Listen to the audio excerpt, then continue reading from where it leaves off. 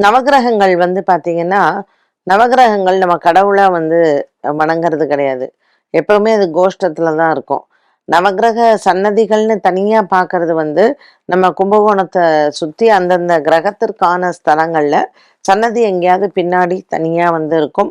மூலவரும் இருக்காரு, உற்சவரும் இருக்காரு. அப்படிப்பட்ட இப்ப வைத்தீஸ்வரன் கோயில் பார்த்தோம்னா, நம்ம உற்சவர வந்து தனியா வச்சிருப்பாங்க. மூலவர் சன்னதி பின்னாடி இருக்கும். திரு திருவெண்காடுலயும் அப்படிதான். கேது ஸ்தலத்திலயும் அப்படிதான். ராகு ஸ்தலத்திலயும் அப்படிதான். ஸோ அந்த நவக்கிரகங்களும் சிவன் கோவில்ல வந்து நமக்கு தனியாக இருந்து நம்ம தனியாக வழிபாடு செய்றோம்.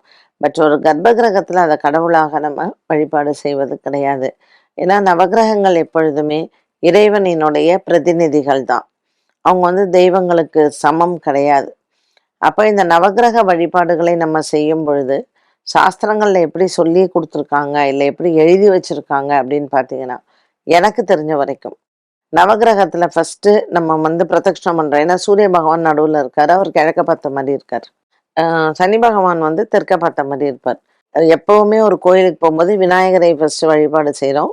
விநாயகர் வழிபாடு முடிஞ்ச உடனே நவக்கிரகங்களை வழிபாடு செய்ய வேண்டும். இந்த நவக்கிரகங்களை வழிபாடு செய்யும் பொழுது 9 பிரதட்சணம் செய்யணும். இந்த 9 முறை நம்ம வலம் வரும் பொழுது, யார்ட்டருந்து ஆரம்பிக்கணும்னு இருக்கு. சனி பகவான்ட்டருந்து அத ஆரம்பித்து நம்ம வந்து அப்படியே 9 முறை வலமாக வரணும். அண்ட் எப்பொழுதுமே நவக்கிரகங்களை கீழ விழுந்து நம்ம எப்பொழுதும் மற்ற தெய்வங்களை நமஸ்காரம் பண்ற மாரி, கீழ விழுந்து மண்டியிட்டு நம்ம நமஸ்காரம் பண்ணக்கூடாது. ஏன்னா சனி பகவானினுடைய பார்வை நம்மளுடைய ஏன்னா அவர் இப்படி கீழ தான் பார்க்குறார். அதனால நம்ம நமஸ்காரம் பண்ணும்பொழுது சனியின் பார்வை நம்ம மேல படும். அப்படி வணங்கக்கூடாது. குரு பார்வை நம்ம மேல படலாம். ஆனா சனியின் பார்வை படக்கூடாது. ஆனால் நவக்கிரக வழிபாடுகளை ஆரம்பிக்கிறது அப்படிங்கிறது சனியிலிருந்து ஆரம்பித்து 9 முறை வலம் வந்து நவக்கிரகங்களை வழிபாடு செய்ய வேண்டும். இப்படிதான் நவக்கிரக வழிபாடை நம்ம முன்னோர்கள் சொல்லிக் குடுத்துருக்குறாங்க. நீங்களும் அதே மாரி ஃபாலோ பண்ணுங்க.